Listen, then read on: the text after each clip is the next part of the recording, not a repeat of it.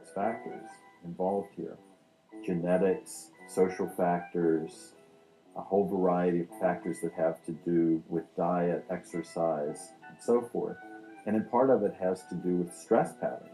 We know from the scientific evidence that the stress piece of the puzzle is as important as the diet piece, and that's as important as the exercise piece. But all we hear about from the public health officials is eat less, exercise more, and that is clearly not working.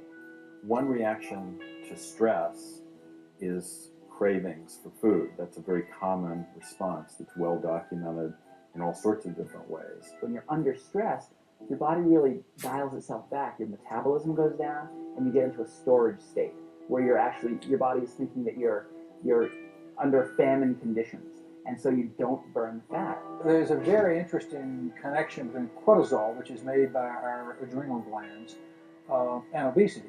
The more stressed you are, the fatter you get. So cortisol is telling our brain to eat, and it's telling our belly to store. And that makes perfect sense if you're expending energy in response to stress. But if our stress is from traffic jams and bills and deadlines and family issues, we're not expending any calories, but we're getting the very same eat, store signals from cortisol, and that's leading us to become fat. We are working harder, we are more stressed, we do have less time for sleep.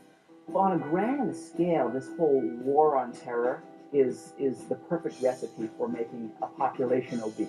Murderous regimes dedicated to killing us, tyranny and terror, slaughtered thousands. I think there's very little doubt that the culture of fear is involved in the obesity epidemic. I think the evidence is pretty clear about that. These weapons programs, The deadliest of weapons, terrible weapons, nuclear weapons. nuclear weapons.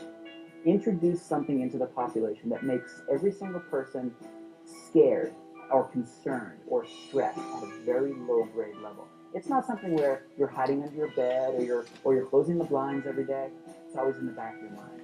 The evil terrorists, poison gas, torture chambers, mass graves. Deadly technologies. And it really is leading us to become a society of overstressed, overweight, under-exercised people, and it really is a combination of those. It's not as simple as eating a healthy diet anymore.